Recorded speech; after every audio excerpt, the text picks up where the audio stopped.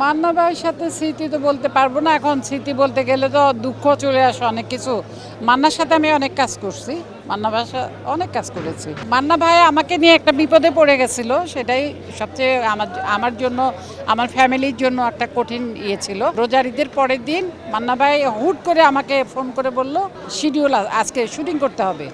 তা আমি বললাম কোথায়, বললো হত্যাপাড়াতে শুটিং করবে। আমার থেকে ফোনটা নিয়ে বাসা থেকে বলা হলো যে ওর 104 ডিগ্রি জ্বর, ও যেতে পারবে না। আমার আমার 104 ডিগ্রি জ্বর, যেতে পারবে না। বললো যে মান্না ভাই বললো যে ইয়েকে ম্যাডামরা একটু দেন, তো দিল।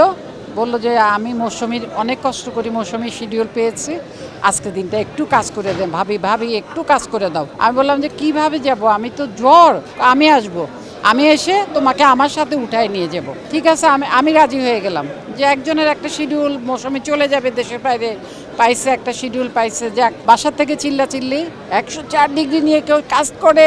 আমি বললাম আমি যাই, তাও গেলাম, ওর গাড়িতে গেলাম, ঘুমায় গেলাম, হোতাপাড়া নামলাম, নেমে আমাকে ও মান্নাবার চেয়ারটা আমাকে দিয়ে দিল যে এখানে বসে তুমি মেকআপ নাও, নিজে মেকআপ নিয়ে নাও, আর আমাদের শটটা এদিকে, আমি তোমার পাশে বসে আছি। আমি মেকআপ নিয়ে শাড়ি নেই, আমি খালি মান্না ভাইকে অ্যাঙ্গেল চোখে দেখছি, দেখে বলছি মান্না ভাই কি বলার পরে আমি আর কিচ্ছু বলতে পারিনি, আমি অজ্ঞান হয়ে পড়ে গেছে, ওইখানে অজ্ঞান হয়ে পড়ে গেছে, আমি আর কিচ্ছু বলতে পারি না।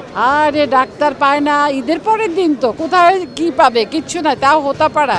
বাসায় ফোন করছে যে ওনার কোনো ওষুধ তো বাসায়, আপনারা তো ওষুধ নেন নাই, ও চিল্লি পড়ে গেছে, আমাকে ওইভাবে গাড়িতে করে এনে বাসায় দিয়ে গেছে। মানে আমি খুব সিরিয়াস হয়ে গেছিলাম আর কি, মানে খারাপ অবস্থা।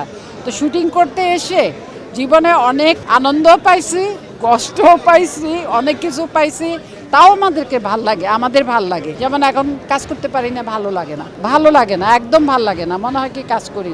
এই যে জন্টু ভাইকে বলতেছি ছবি করেন না, আমাদেরকে নেন, হ্যাঁ করবো। আচ্ছা, এই তো আমাদের লাইফ।